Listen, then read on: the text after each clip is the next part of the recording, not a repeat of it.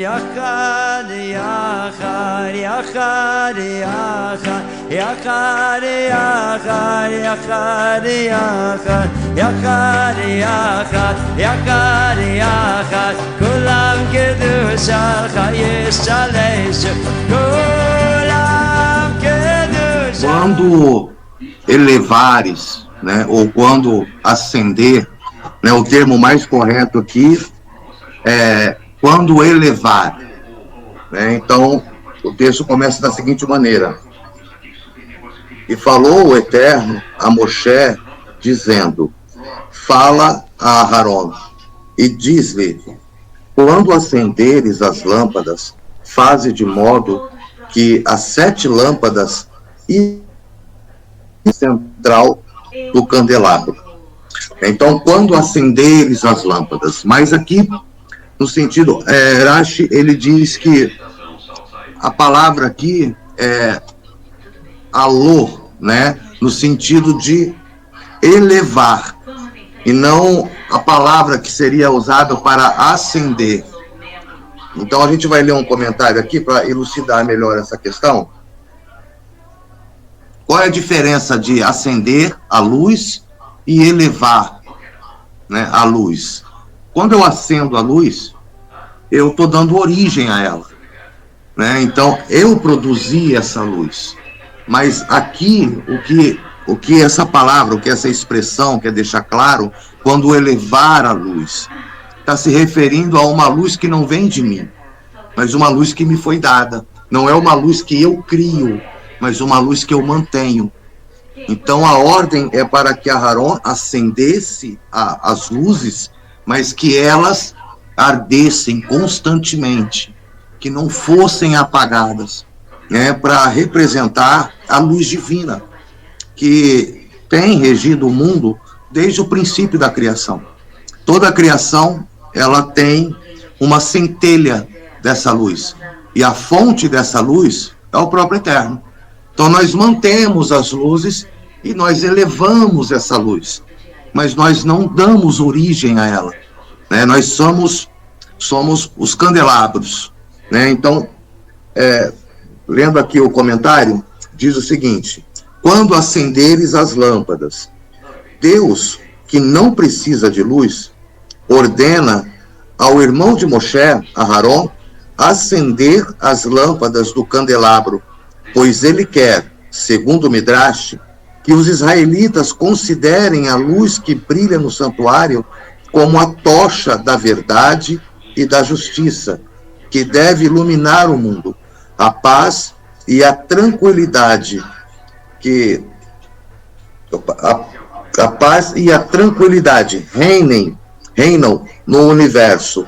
Quando os corações são iluminados, a Torá faz do dia o símbolo da lucidez do espírito e a serenidade da consciência humana, e da noite as trevas do espírito e a turvação do coração.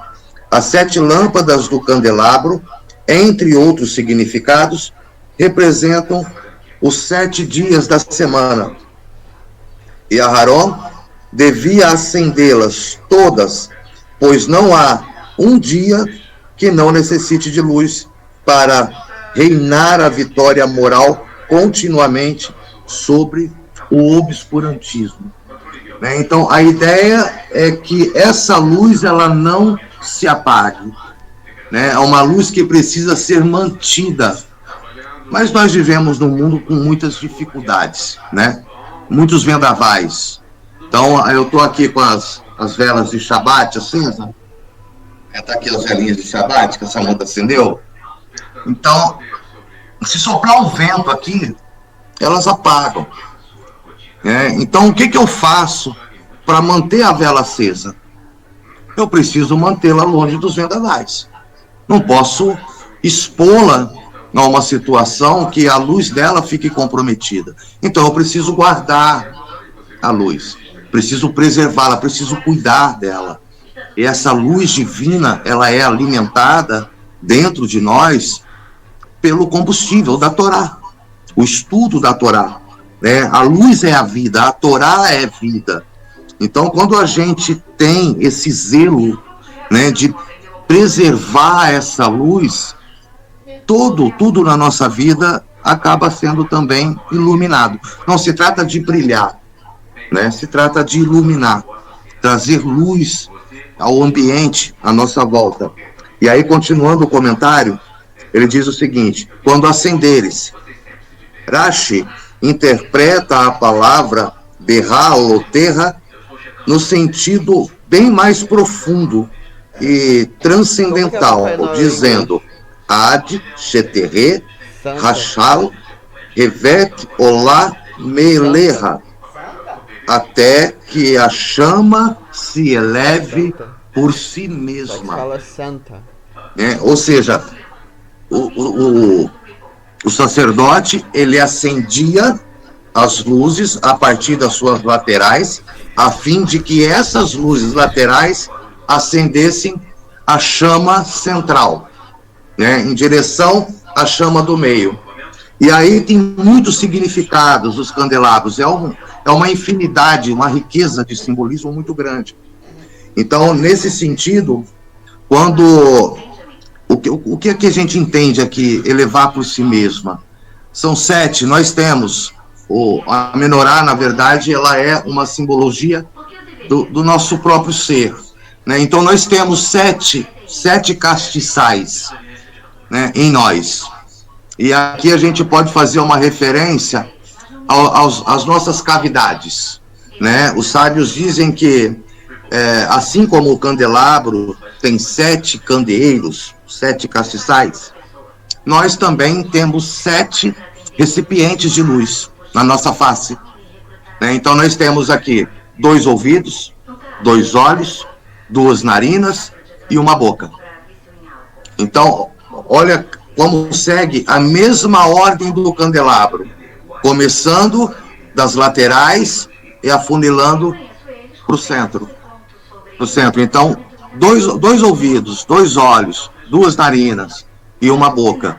São esses os meus castiçais, esses recipientes de luz. Então, nós temos esses recipientes de luz em nós. E como que eu acendo essas luzes, e como eu mantenho, e como eu elevo essa chama, né? Eu mostrei aqui as velas de Shabat. Para que essas luzes não se apaguem, eu preciso preservá-las, né? Preciso colocá-las em um ambiente em que a integridade da chama vai ser mantida. E quando a integridade da chama é mantida e bem alimentada, ela se eleva por si mesma. Por si mesma. Então, a partir do momento em que eu preservo os meus recipientes de luz, que são os meus ouvidos, cuidando do que eu ouço, buscando sempre ouvir palavras de sabedoria, palavras de Torá, músicas, né, que elevam a minha alma, pensamentos, conselhos, conversas que elevem a alma, que tragam um bom conselho, que veja o bem, o melhor das pessoas. Isso tudo vai fazer com que os meus ouvidos se tornem um recipiente adequado de luz divina, né? A palavra que entra, né, por esses recipientes, né, com certeza vão produzir uma elevação interior na minha alma.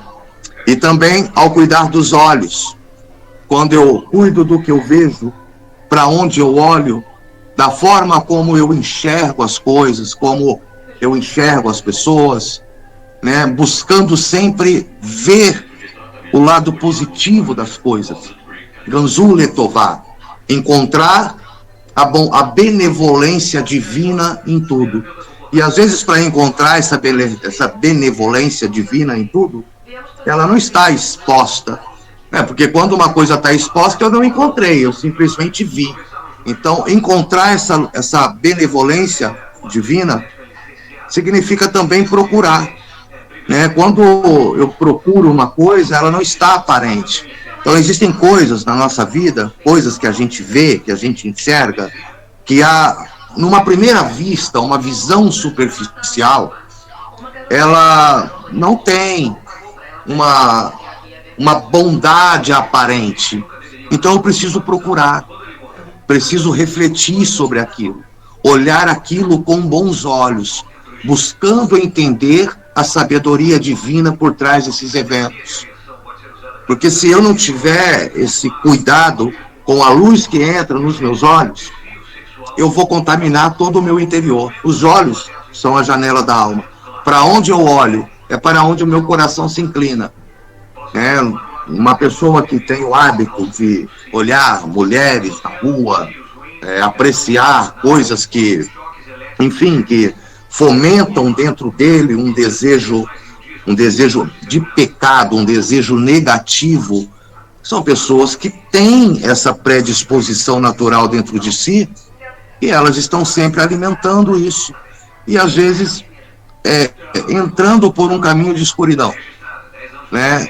Entrando por um caminho onde a luz dos olhos, ela se acostuma com a escuridão. Se você andar um tanto no escuro, por exemplo, eu vim da roça, né?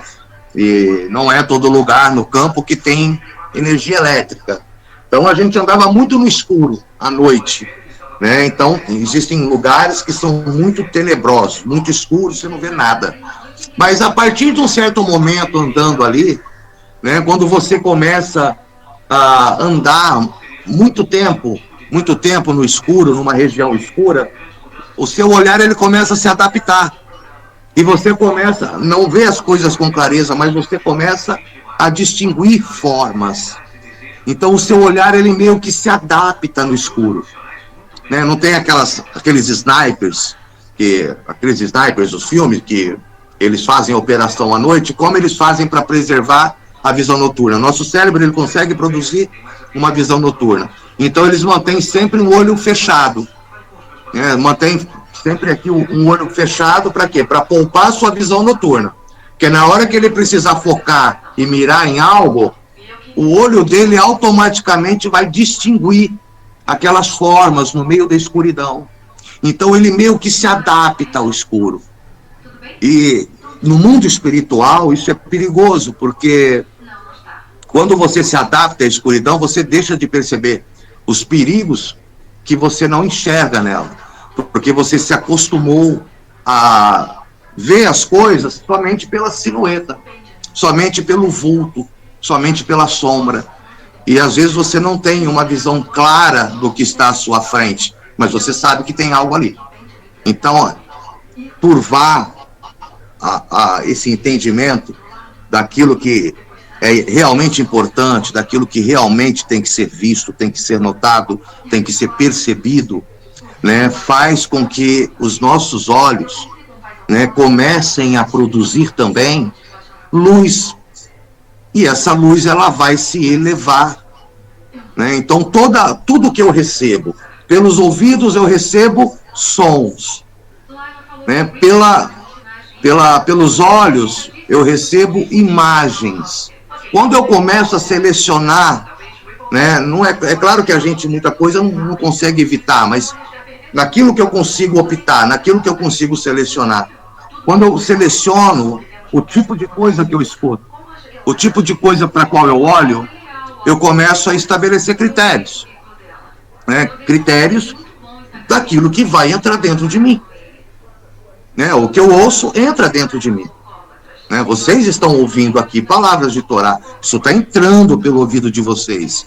E ao entrar, isso vai ser processado aí dentro. Cada um vai fazer a sua reflexão, vai imaginar. Isso vai ganhar uma forma própria dentro do seu interior. Mas o momento em que essa palavra está sendo recebida, são somente ondas, vibrações sonoras, que estão sendo captadas pelo cérebro. Então isso vai criar uma realidade interior dentro de você. A mesma coisa com as imagens. Isso também vai criar uma imagem interior dentro de você. A forma como você interpreta aquilo que você vê. Entendeu? Isso tanto pode produzir elevação espiritual, como pode produzir declínio. Então, se eu tenho uma chama divina dentro de mim, e eu sei que os meus ouvidos e os meus olhos são recipientes de luz, então eu vou preservar o meu candelabro, né? Vou preservar a luz divina e mantê-la. Então, para isso, eu vou fugir de tudo aquilo que pode apagar essa luz. Eu vou proteger as chamas dos ventos, né? Então, eu preciso que essa chama se mantenha e eu preciso alimentá-la. Então, ao elevar, né, a palavra aqui, vamos continuar aqui o comentário. Ó, até que a chama se eleve por si mesma. O fato de a Torá mencionar em 3 citações diferentes a ordem de acender as lâmpadas, usando em todas elas o verbo alô, que significa subir, elevar, em vez de lehadlik, né, que é acender, está em Êxodo 25, 37, 40, verso 4 e 40, verso 25.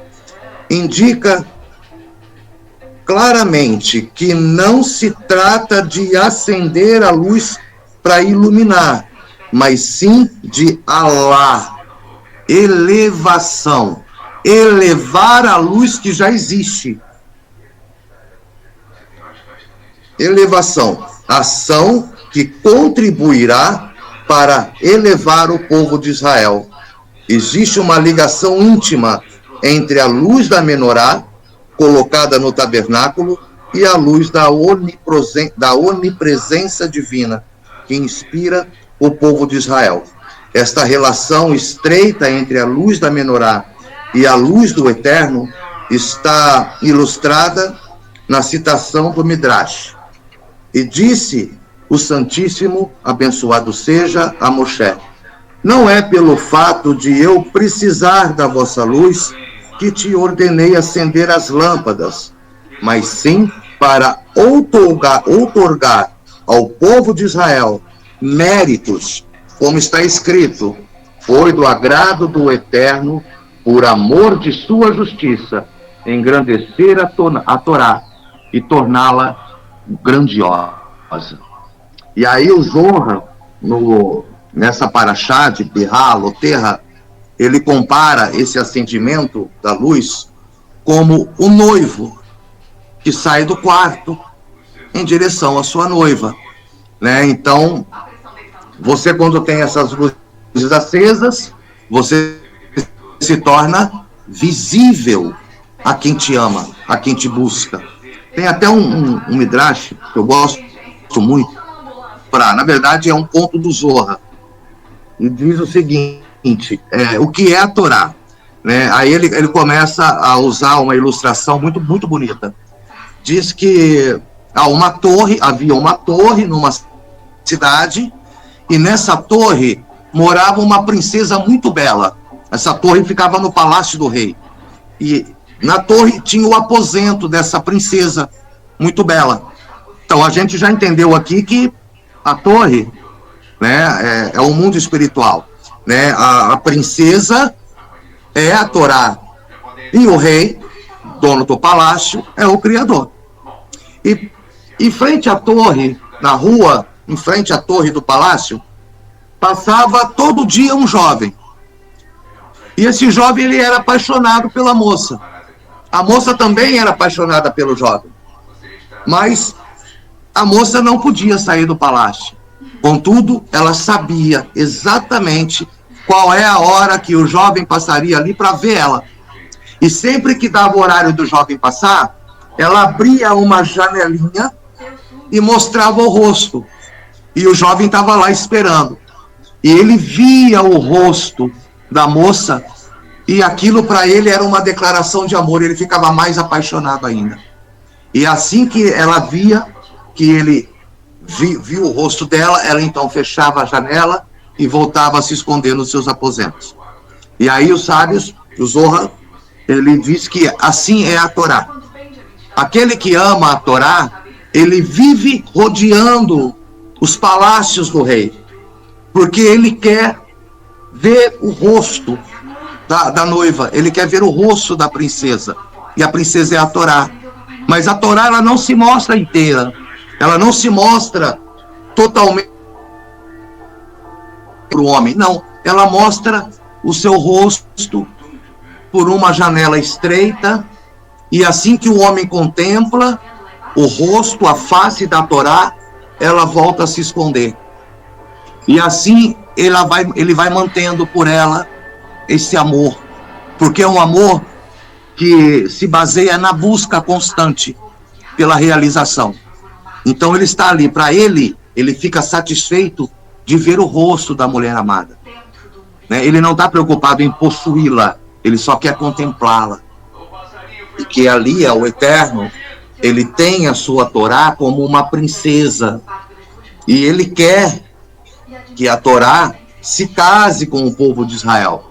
Né? Na parábola, o jovem apaixonado é o povo de Israel. Né? Então, eles contemplam a face da Torá, e a Torá logo se esconde. Eles desanimam?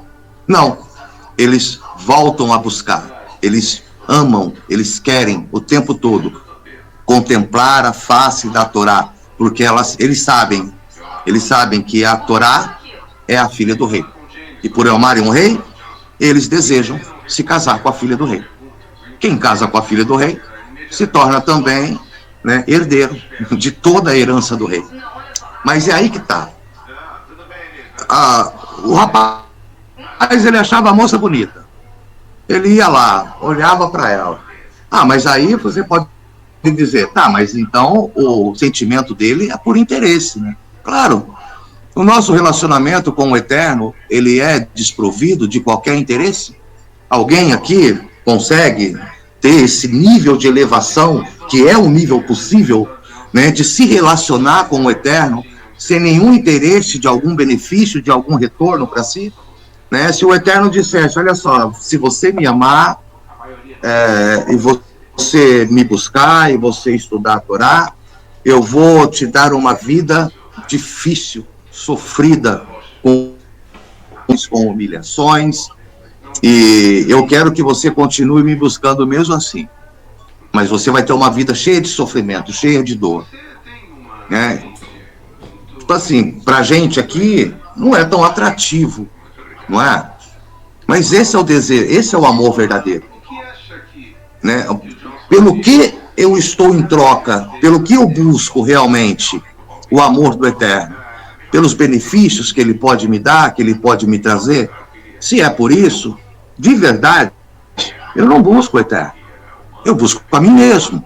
Eu busco a minha própria realização, entendendo que o Eterno é uma fonte de prazer e satisfação.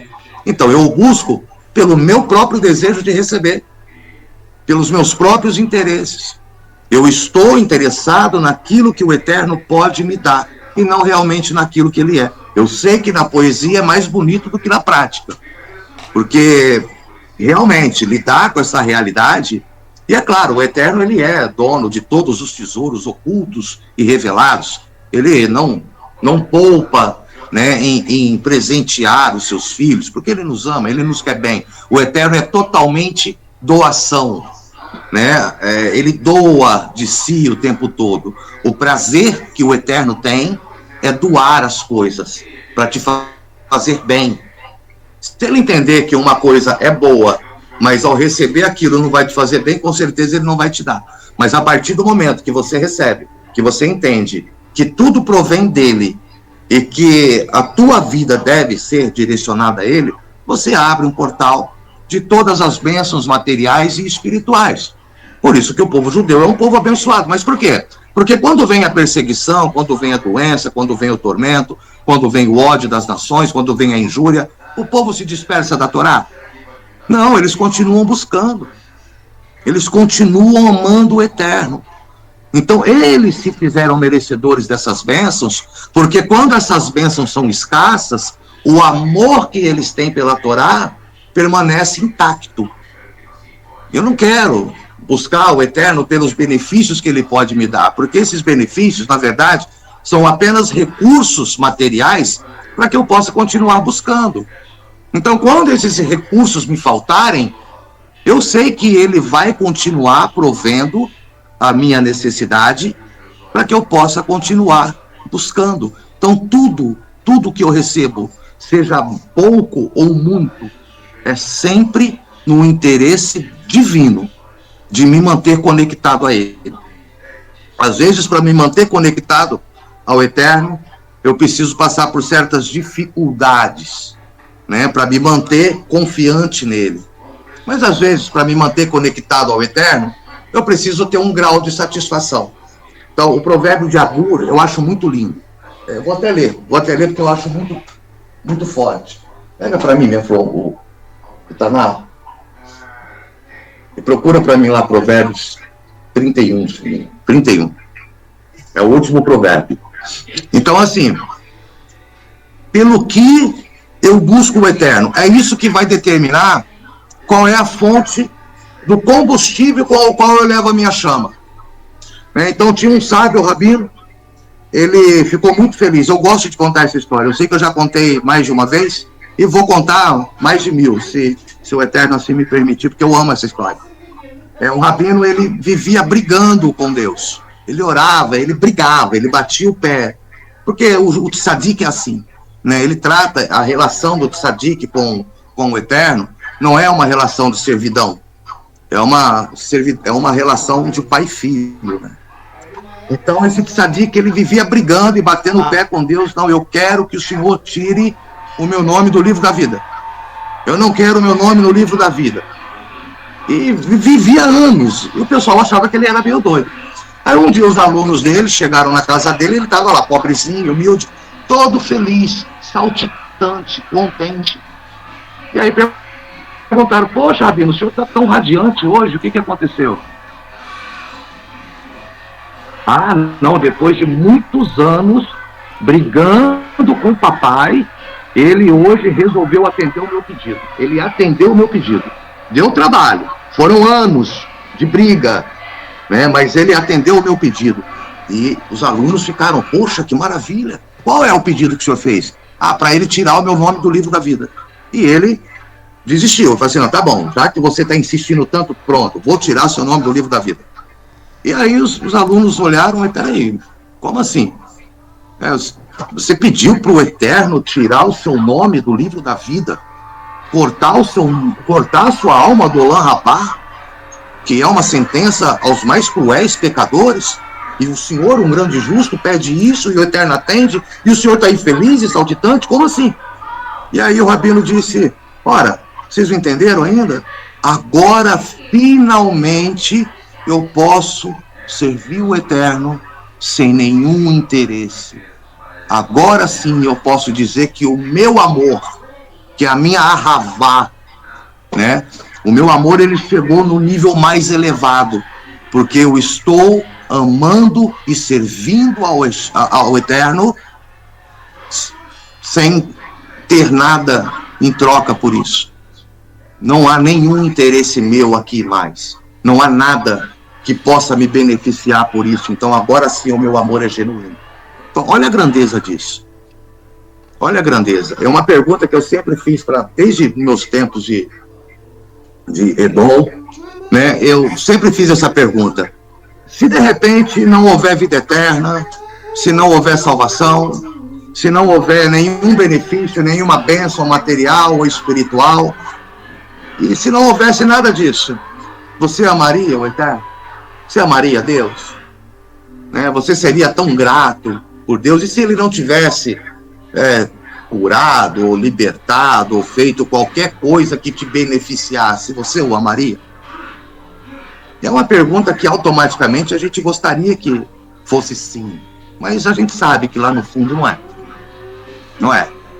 E o Eterno, ele não vai te repreender por isso, né? Porque ele sabe, ele te fez, ele te criou, ele sabe das tuas limitações, e ele te fez justamente cheio de limitações para que ele pudesse fazer o que ele faz de melhor, que é doar, abençoar. Tá entendendo? Então, ele te criou limitado para que você pudesse se conectar à fonte e receber as bênçãos. Então, o Eterno, ele não tem problema nenhum em prosperar a sua vida, em te dar dinheiro, em te dar promoção no trabalho, em te dar vários benefícios, porque ele ama fazer isso. Então não é o ato dele dar em si. Muitas vezes a gente não recebe, porque, como eu falei numa desses estudos passados, a gente não prepara o nosso recipiente. Então a gente não consegue suportar o que a gente quer, que a gente não cuida do nosso vaso, entendeu? A gente não cuida do recipiente que a gente quer essa porção. Então, se a gente receber, a gente acaba meio que se destruindo com isso. Então, muitas vezes a gente realmente não recebe. E o Eterno, não é porque o Eterno não quer dar, porque ele sabe a sua estrutura, ele sabe o que você é capaz de suportar. E ele sabe que você quer muito mais. Ele sabe que, como a nossa identidade é desejo, o nosso nome é eu quero, né? Ele sabe, porque ele te fez assim, ele sabe que você quer muito mais do que pode suportar. Mas ele quer que você queira. Mas além de querer, ele quer também que você prepare o recipiente para poder receber o que ele tem para te dar. Então aqui, quando se fala de berrar, loterra, ele está falando quando se elevar. Olha que interessante aqui na gematria do nome aqui. Não sei se dá para vocês ver direitinho aí. Não sei se, de repente, se não der para identificar aqui, baixar. Aqui. Dá para ver legalzinho? Deu? Então aqui, ó. Então nós temos aqui, ó, a palavra berrar, loterra. O beit, o rei, o ain, o lamed, o tav e o kaf, sufite. Então, berrar, ó, berrar, né? O ain, ele tem sempre o som de 2 A seguidos. Não sempre, mas nessa palavra específica. Loterra. Então, berrar, loterra. E aí, o que acontece? Olha só a gematria. O beit, ele equivale ao 2. E o rei, ele equivale ao 5. Então, nós temos aqui já um número essencial, que é o 7. O 7, a gente sabe que ele tem um significado muito forte na Torá. E se eu potencializar o 7, eu tenho 70, que é o ain. O valor do ain é 70. Então, com 2 letras aqui, eu encontro o 7, e logo na sequência eu tenho o ai, que é a potencialização do 7. Não é isso? É o 7 potencializado. Né? Então, o 7, e nós temos o 70. 70 vezes 7 é 490. Mas se eu somar aqui o lamed, o tav e o kaf, o raf, né, eu tenho 450. Porque o lamed, ele equivale a 30, o tav, ele equivale a 400, e o raf, ele equivale a 20. Então, 450. Mas, olha só, se eu potencializar o 7, então eu tenho 70. Opa, 70 vezes 7, 490. Então, seria perfeito se a gematria me levasse a 490. Mas ela me leva a 450. Então, houve uma potencialização ali do 7 para o 70. Olha como o 7 ele se elevou, né, na sua potência a 70. E agora, 10 vezes mais. Né? E agora ele vai continuar se elevando para 70 vezes 7, 490. Mas ali, 450. Falta 40. Por que esse processo, essa elevação não está completa? Porque Israel estava entrando no deserto. E para completar esse processo, ele tinha que completar esses 40 anos que faltam. Então, para chegar nessa elevação, eles precisavam lidar com 40 anos de busca. 40 anos de... A Samanta saiu porque ela está aqui do meu lado, tá, gente? Não, descarregou. Ah, tá, descarregou. Então, assim, para chegar de 450 a 490, faltavam 40. 40 anos de retificação no deserto. 40 anos de busca. 40 anos de total dependência do Criador. Esse processo só seria completado no deserto. Então, quando ele atinge a sua potência máxima, quando ele cumpre esse ciclo de 40 anos, então ele atinge o seu objetivo, que é entrar na terra de Israel, onde está ali o seu potencial máximo. Aí aqueles 7 que se elevou a 70 no processo de deserto, durante esses 40 anos, continuou explorando o seu potencial. Então, por que nós passamos por desertos? Porque no deserto, o deserto extrai o melhor de você, e também o pior. Né? Nós sabemos que toda geração que saiu do Egito morreu no deserto.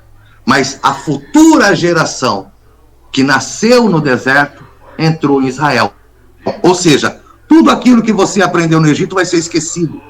Mas tudo aquilo que você aprende no deserto vai te fazer herdar a terra. Então, esquece o passado. Esquece o passado. Esquece o que passou lá atrás. Esquece tudo o que te trouxe até aqui. Fica só com os aprendizados. Esses dias eu coloquei até uma reflexão interessante que eu fiz de manhã. Né? A areia, ela fere a ostra. O nome disso é sofrimento. A ostra envolve o grão de areia e faz dele uma pérola. O nome disso é aprendizado. Então, tudo aquilo que não é aprendizado, esquece. Esquece. Aquilo é Egito. Aquilo ficou para trás. As águas do mar se fecharam. Tudo aquilo não me pertence mais. Então, eu tenho que lidar com o agora. Né? Existem pessoas que têm uma prisão com o passado, que eles não conseguem se libertar. Entendeu?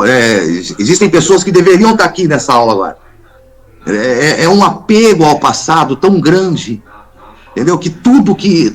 Quando você fala para a pessoa de um projeto futuro, de algo que ela precisa olhar para frente, a pessoa automaticamente joga tudo lá para trás. Ah, mas é que lá atrás, é que no passado, é que lá...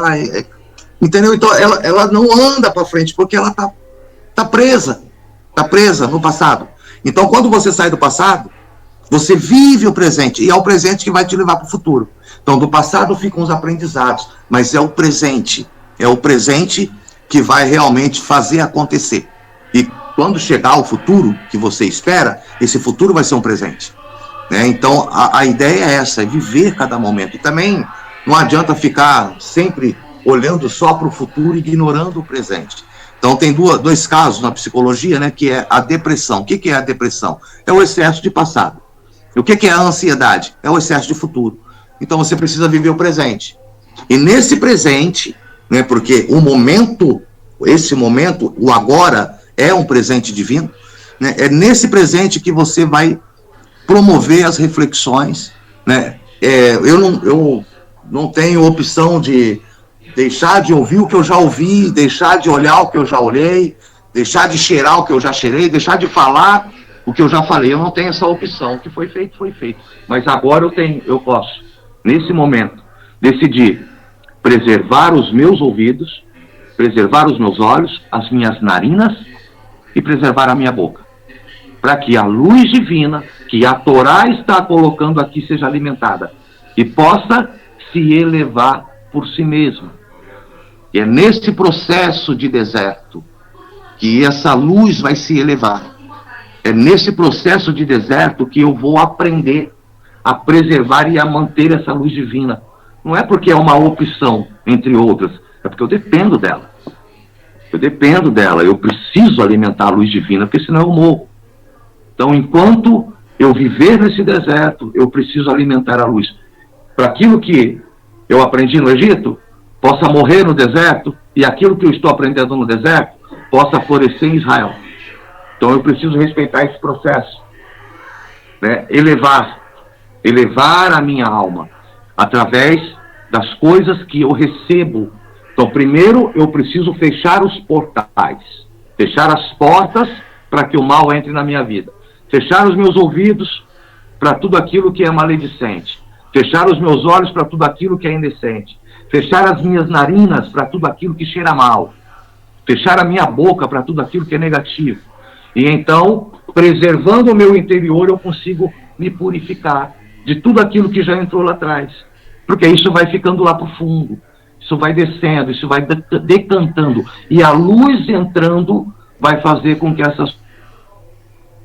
É um processo, mas eu preciso participar desse processo. Eu preciso que esse processo seja realmente produtivo, construtivo, porque é uma ação. Sem ação eu não consigo. Então, Berralo Terra vem nos trazer essa mensagem, vem nos trazer esse aprendizado, né? Preserve a luz divina dentro de você e respeite o momento de deserto, né? Muitas vezes nós não recebemos porque o Eterno está preparando o terreno. Muitas vezes nós não temos os nossos interesses saciados porque nós não estamos prontos.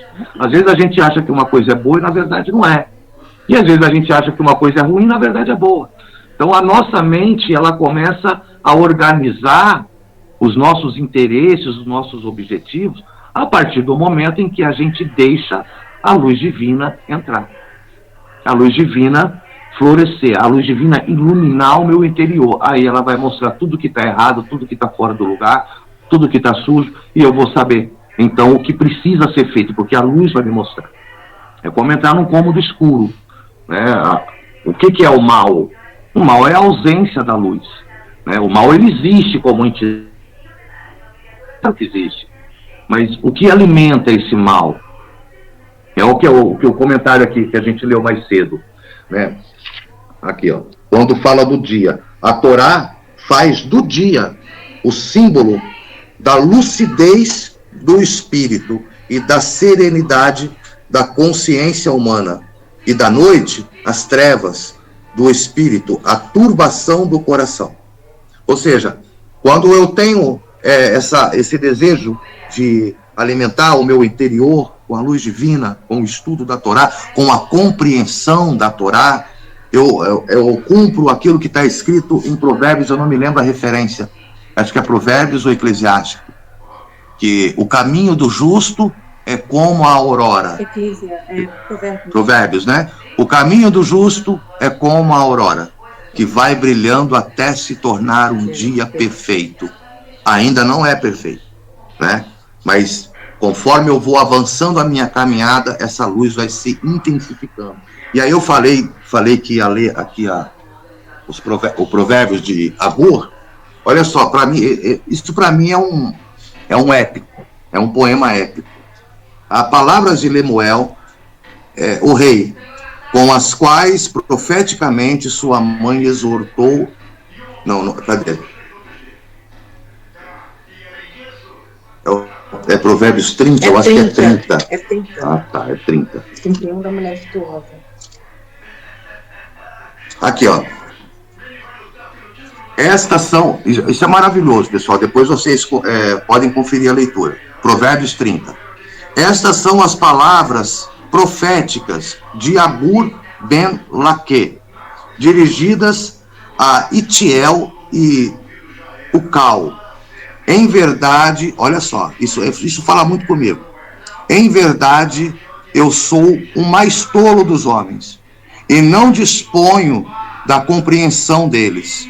É como se eu não tivesse adquirido sabedoria e nem a compreensão deles.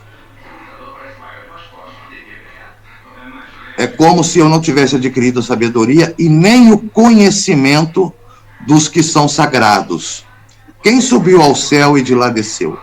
Quem confortou o vento com as suas mãos? Quem mais prendeu as águas na sua veste? Quem estabeleceu os limites da terra? Qual o seu nome? E qual o nome do seu filho? Israel, tá, gente? Diz-me se o sabes. Agora, cada palavra de Deus foi testada. Ele é um escudo para o que neles confiam. Não acrescentes nada às suas palavras, pois ele te testaria e verificaria tua mentira. 2 coisas te pedi. Gente, isso é maravilhoso. 2 coisas te pedi. Não as negue a mim, até a hora da minha morte. Mantém a futilidade e a falsidade afastada de mim. Não me des nem a pobreza e nem a riqueza. Concede dia para que, cheio de grandeza, eu não te renegue e diga quem é o Eterno. Nem empobrecido venha a roubar o seu nome venha a roubar, não, e use o nome de meu Deus numa vã afirmação de incoerência. Não difames, nem mesmo um servo perante o seu amo, para que não te amaldiçoe e seja considerado culpado. Tampouco a geração dos que amaldiçoam o seu pai e não abençoam a sua mãe, nem a geração dos que se consideram íntegros aos seus próprios olhos e não purificam de seus erros, nem a geração dos que têm olhos altaneiros e que se arqueiam suas sobrancelhas com arrogância, nem a geração cujos dentes parecem sabres e cujos molares parecem facas para devorar os pobres da terra e os necessitados entre os homens. O carrapato tinha 2 filhos, Dame e Dame. Há 3 coisas que nunca se satisfazem. A quarta nunca exclama basta. A tumba, o ventre estéril, a terra sedenta de água e o fogo do Guerrinol, que nunca dizem basta. O olho do que ridiculariza o seu pai e se recusa a obedecer a sua mãe, está arrecadando, será arrecadado pelas aves de rapina e levado pelos abutres. Há 3 coisas que estão além da minha compreensão, e uma quarta que não conheço: o caminho da águia no céu, o caminho da serpente sobre uma rocha, a trajetória de um navio sobre o coração dos mares, e o tamanho de um homem e o caminho de um homem com a sua donzela. O caminho de uma mulher adúltera é assim: ela come, limpa a boca e diz: não fiz de errado. Por causa de 3 coisas estremece a terra, e há uma quarta que ela não pode suportar: por um servo que reina, por um iníquo a quem servem alimentos, por uma mulher que aborrece quando se casa, e, finalmente, uma serva que herda a posição de sua ama. Há na terra 4 seres que são pequenos, mas extremamente sábios. As formigas que não são fortes, mas provém seu alimento no verão, provém o seu alimento no verão. Os coelhos que são débeis, mas fazem casas nos penhascos. Os gafanhotos que não têm rei, mas avançam todos juntos em bramido de batalha. A largatixa que podes pegar com as tuas mãos e que, entretanto, está também no palácio do rei. Então, tem mais coisas aqui, mas por hora, olha só, o que eu quero chamar o ponto forte aqui: não me des nem a pobreza e nem a riqueza. Por quê? Porque na pobreza eu posso blasfemar contra Deus e me queixando da vida. E na riqueza eu posso me ensoberbar. Então o que me basta para me manter conectado ao Eterno? O equilíbrio. O equilíbrio. Eu preciso buscar sempre o equilíbrio. E depois o Agur ele começa a descrever a sabedoria escondida na criação. Né, a sabedoria que se encontra nos elementos da criação. Ele começa a trazer essas alegorias a fim de que eu comece a entender que o Eterno sustenta toda a sua criação. E existe sabedoria no observar. Então, Berraloterra, ele vem com essa condição de que nós precisamos compreender a benevolência divina em tudo. Então, seja no que nós ouvimos, seja no que nós vemos, olhamos, seja no que nós cheiramos, ou seja no que nós falamos. E, é claro, aquilo que faz a obra das nossas mãos. Para onde nós caminhamos. Então, tem todo um conjunto, toda uma estrutura que guia esse candelabro pelo mundo. Né? Porque os meus ouvidos não saem do lugar sozinho. Né? Os olhos, eles não saem do lugar sozinho. A minha boca não sai.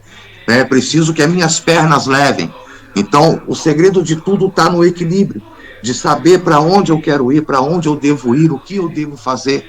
os lugares aonde eu levo o meu candelabro, né, a minha menorá interna, os lugares para onde eu conduzo. Porque dentro da linguagem da Torá, nós somos o tabernáculo de Deus, nós somos o templo, nós somos a habitação divina. Ele habita em nós. Aqui. Então, para não me alongar muito, a gente vai parando por aqui com essa mensagem. Com essa mensagem de não se trata de você brilhar, mas de iluminar.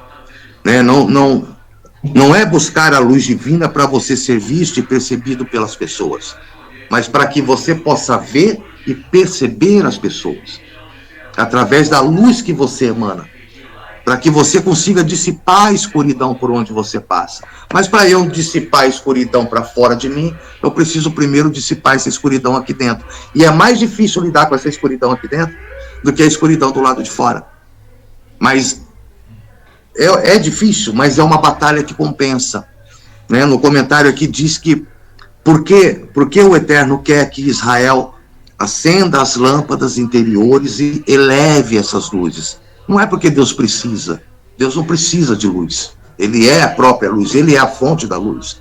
Mas para que nós possamos adquirir méritos, cuidando da nossa vida interior, cuidando do nosso espírito, cuidando do nosso intelecto, dos nossos ouvidos, dos nossos olhos, como já foi dito, cuidando da nossa vida e fazendo da nossa vida uma fonte de luz para quem está ao redor. Essa é a missão do povo judeu, e é a missão que faz com que nós, como não judeus, possamos olhar para essa nação, para a sabedoria que eles transportam e ver que tem algo ali que nós também desejamos. Mas será que para a gente ter o que eles têm, a gente está disposto a passar pelo que eles passaram? Será que a gente está disposto a sofrer as aflições que eles já sofreram no decorrer da sua história e continuam sofrendo até hoje? Então não é o mérito de ser xodó. Ah, não, eles são os preferidos de Deus. Não, é porque eles simplesmente não desistem. Erram, tropeçam, mas não desistem. A palavra Israel significa justamente isso, direto a Deus. É aquele que vai, os retos de Deus, aqueles que não se desviam. Tropeçam, sim, entendeu? Caem, se machucam, às vezes têm que recuar, às vezes se dispersam, né? Mas nunca se desviam do objetivo, que é transportar a luz divina no mundo de escuridão. E essa luz, ela foi tão forte, foi tão intensa, que mesmo a escuridão, durante séculos, milênios, tentando apagar essa luz, hoje essa luz ela tem se espalhado cada vez mais no mundo. Essa luz ela tem iluminado cada vez mais pessoas. Por quê? Porque eles elevaram, eles mantiveram a luz para consigo mesmos e eles elevaram essa luz. A ponto de que nós, que não fomos convidados, que não fomos chamados, não veio nenhum judeu bater na sua porta para te converter a nada, não. Você simplesmente viu a luz, eles estão tudo andando de preto, né? A gente ainda viu essa luz e a desejou e eles compartilharam conosco. Por quê? Porque essa é a vontade do Eterno. Então você recebeu com humildade, né? Como você está disposto a compartilhar essa luz? Eu sei que tem gente difícil, né? A gente é um grupo de debate, a gente sabe que tem pessoas que são difíceis. E às vezes você tem que ser meio duro, meio chato, meio ríspido com as pessoas. Mas o que vai diferenciar ali o teu comportamento não é a ação em si, mas a kavaná, a intenção que está dentro de você. Qual é o teu objetivo? Qual é a tua intenção? O que te leva a isso? O que te leva a esse diálogo? O que te leva a esse interesse de se comunicar com pessoas que às vezes você pode imaginar que não tem nenhuma estrutura de entender o que você está disposto a dar, mas ainda assim você insiste. Tem que ser movido de amor por elas. Tem que ser movido de respeito por elas. Imagina, eu fico pensando comigo, imagina se os judeus, na época que eu me interessei por Torá, que eu fui em busca, que eu fui atrás, imagina se eles me tratassem, na época, com o mesmo desprezo que eu vejo, que às vezes eu mesmo me vejo tratando outros cristãos. Tá entendendo? Então, pessoas de uma fé diferente, com um pensamento diferente. Então, eu vou tentar tratar o outro sempre da maneira como eu fui tratado. Às vezes com rispidez, às vezes com um certo safanão, mas sempre munido de amor, no interesse de auxiliar. Às vezes dando um empurrão, mas sempre acolhendo quando for preciso. Então, a gente precisa elevar a nossa luz interna, não para nós mesmos, para os outros, para a nossa família, para os nossos amigos de trabalho, para as pessoas que estão ao nosso redor. São eles que vão saber a qualidade da luz que está brilhando em você. Né? Nós desejamos que essa luz seja forte, seja intensa, seja verdadeira. E para que isso aconteça, eu preciso me manter diante de uma fonte de luz verdadeira. Essa fonte é a Torá. Amém? Então, quando te elevares, né? Quando você se elevar, sempre que você se sentir em elevação, né? Entenda que isso não é para que você se assoberbe, mas para que a luz de Hashem, para que a luz do Eterno, que a Torá colocou dentro de você, possa se elevar por si mesma. E vai chegar um momento em que já não vai ser mais o teu ego no controle da situação, mas a própria luz divina te conduzindo. Por isso que os antigos cabalistas usavam o termo Merkavá, né? Eram carruagens do Criador. A carruagem não decide para onde vai. Quem decide é o condutor. Entendeu? Então é aquele corpo em que o Eterno tem total autonomia de possuir para si e conduzir para fazer a vontade dele no mundo, porque é uma carruagem. Não existe o meu eu aqui tentando direcionar as coisas, fazer da forma como eu acho que tem que ser feito.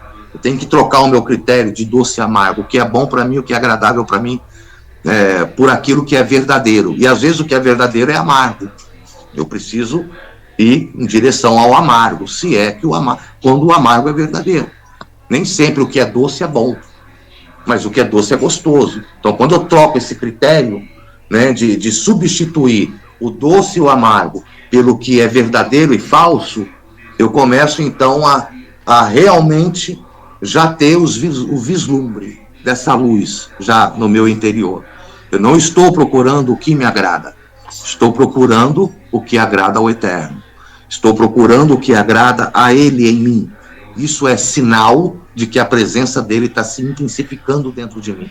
Quanto mais eu desejo satisfazer ao Eterno, inclusive com aquilo que me dá prazer, mas quanto mais o meu interesse for de satisfazer o Eterno, mais a presença dele se percebe dentro de mim. Então, ficamos com isso. E quem quiser fazer um comentário, quem quiser fazer uma dúvida, uma crítica, enfim, acrescentar alguma coisa, por favor, fique à vontade. Quem não entendeu, alguma dúvida, estamos aí. Beleza? Um Shabbat Shalom. Renato? Amém, Renato? Vê se esse meu raciocínio faz sentido, até mesmo para ver se eu entendi o que foi passado por você. Você usou uma analogia muito interessante no início do candelabro, onde ele vai se centralizando, e você também, se não estiver enganado, você disse também que a luz é a Torá, né? A Torá, ela é a luz, porém, assim como existe o candelabro, existe a chama, mas também existe aquilo que precisa manter a chama acesa. O pavio e o azeite é aquele que alimenta a chama. Combustível. Então, o combustível. Então, por exemplo, a gente pode fazer essa junção de que nós somos o candelabro, a Torá é a luz, porém a prática da Torá é o pavio, é o azeite que mantém a chama da Torá acesa dentro de nós. E assim podermos nos elevarmos ainda mais como seres humanos. Faz sentido? Você conseguiu entender? Sim, com certeza. Os sábios dizem que a alma é a vela de Deus. A alma é a vela de Deus. Então, nós somos recipientes de luz divina. Então, para nós mantermos, é até bom que daí complementa também o que eu poderia ter dito antes também. Porque o que alimenta essa chama? Quais são os combustíveis? Né? Eu sou um pavio, né? Eu sou um recipiente de luz. Então, quando eu estudo o Torá, quando eu pratico Torá, quando eu faço Torá, quando eu falo de Torá, eu alimento essa chama. Essa chama é a Torá, né? Essa chama é a Torá. A minha alma é um recipiente dessa luz divina, dessa chama. Então, como eu alimento essa chama? Com Torá. Né? Então, qual é o combustível? É o estudo. É a prática, é falar de Torá, é pensar Torá, praticar Torá, fazer as brahot, sempre procurar. O estudo da ética judaica é maravilhoso, o Mussar, né? Porque ele te traz conselhos aplicáveis, prática, comportamento, conduta, postura. O que é conduta? O que é postura? Conduta é a forma como você se move no mundo, como você se conduz, é conduzir, conduta. Postura é a forma como você se posta, o poste, postura, não é parado, é a forma como você se comporta, a forma como você é quando está parado, como você é quando está, no que você faz os seus momentos consigo mesmo. Isso é postura. Como você se comporta diante das situações, como você se mantém íntegro, né, diante das coisas, como você se posta com firmeza, com rigidez, com caráter. A Torá, ela vai te determinar a forma como você tem que manter a sua postura. Não estou falando só de postura de coluna ereta, né, mas uma vida ereta, um caráter firme, sim, sim, não, não. Né? A Torá, ela vai te dar orientações de como você se porta, né? E aí ela também vai te dar instrução de como você se conduz, como você caminha, como você age, como você faz as coisas. Então, tudo isso, tanto na forma de você estar parado ou estar em movimento, a Torá, ela tem instrução para tudo.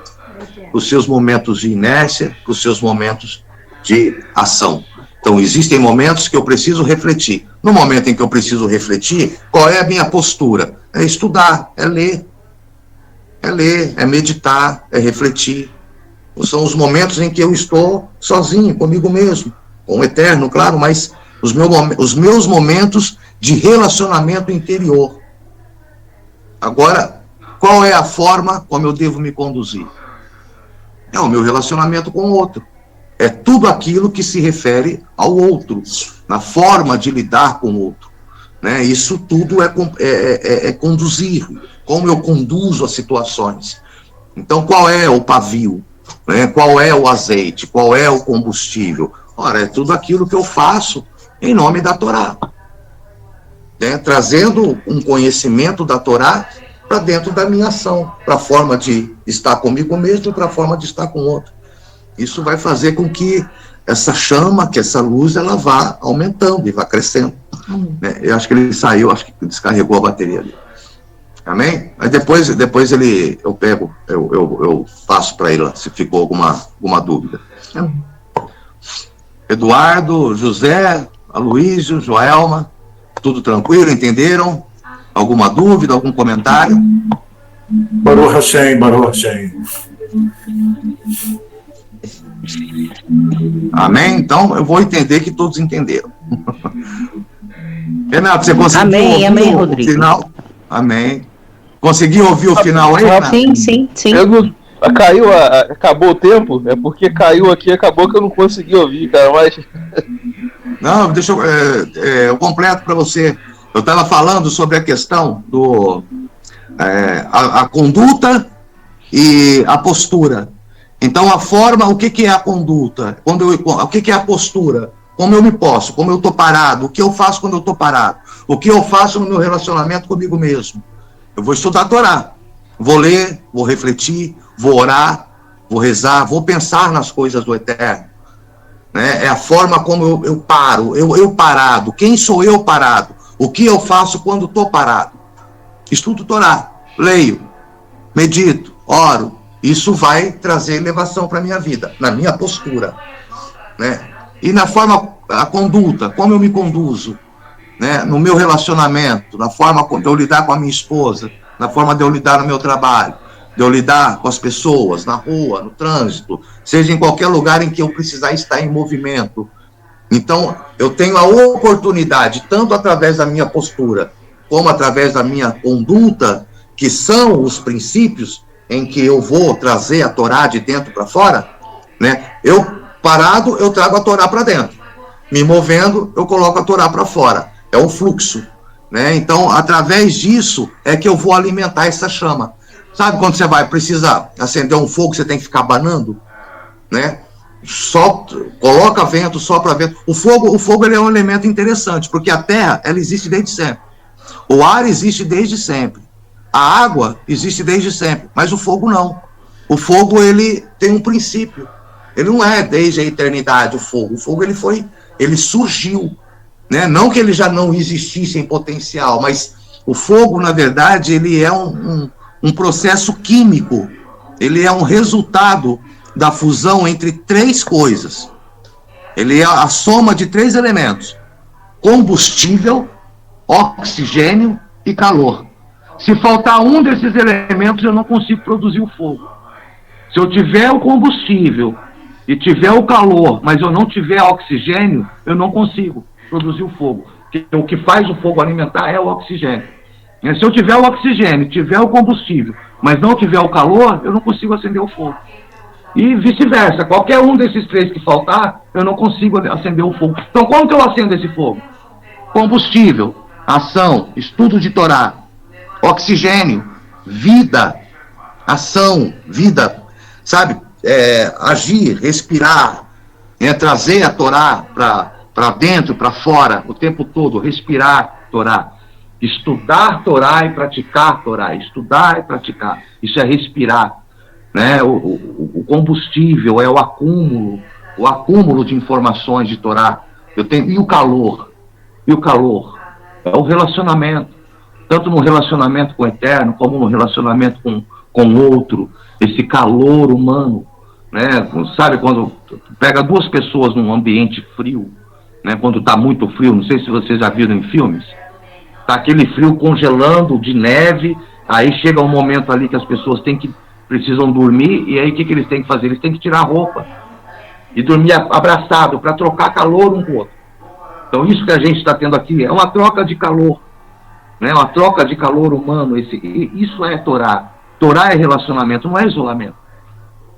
Inclusive, quando o autor do Zohar, quando ele ficou 12 anos na caverna, né, escrevendo Zohar, meditando, recebendo revelações maravilhosas, um grande tzadik, Shimon Bar Yochai, e aí ele ficou 12 anos na caverna, ele saiu, ele estava num estado espiritual muito elevado, ele saiu, viu os homens trabalhando no campo, ele ficou revoltado e quis destruir o mundo. Não, olha só que absurdo. No nível espiritual que ele estava, tão elevado, ele achou absurdo ver homens trabalhando na terra, com coisas terrenas.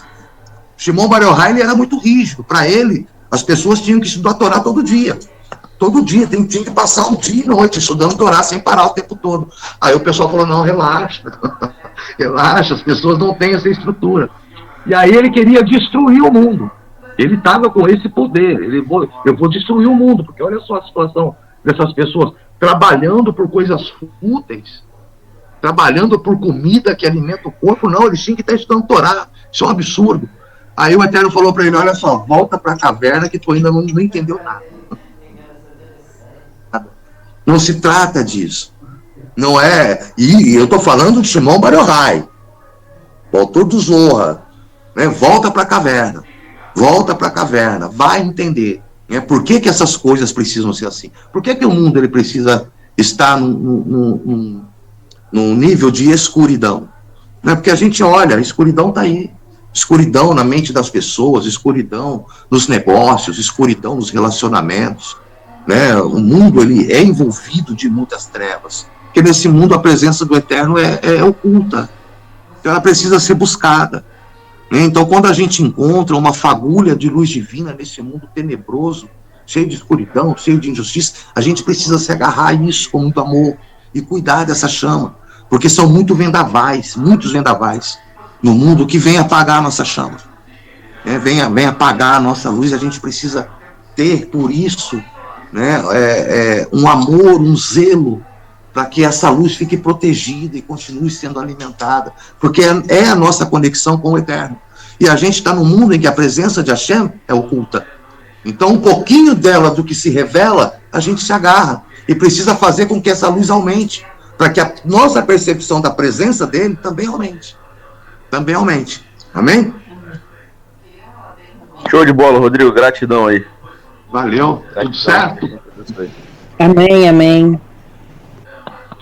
Então, beleza. Ficou alguma dúvida, alguma crítica? Algum comentário? Nós somos uma lenha, né? Nós somos uma lenha, né? Exatamente. Exatamente. Às vezes a gente tem que levar umas sopradas, né? Para o fogo não apagar. Sabe, a gente morava na roça e para o fogo acender, a gente tinha que ficar soprando. Então, sabe, o Eterno, ele alimenta a vida na Terra assim. Nós somos do fôlego do Eterno, nós viemos de dentro do Eterno. A nossa alma, ela é muito especial. Ela vem diretamente de dentro do Criador para nós. Ele sopra a vida em nós, para que a vida haja. Então, quanto mais a gente recebe desse fogo divino, mais a nossa chama aumenta. Então, isso é respirar a Torá. Isso é maravilhoso, gente. Isso é maravilhoso. Então, vamos encerrar por aqui para não cansar vocês, né? E a gente se vê, então, amanhã às 3 horas, no estúdio de Kabbalah, com o Eduardo. Depois, às 5 horas, a gente vai ter o estudo com o Renato, das 7 leis noéticas, né? E no domingo, o estudo com o William, né, da Hassidut.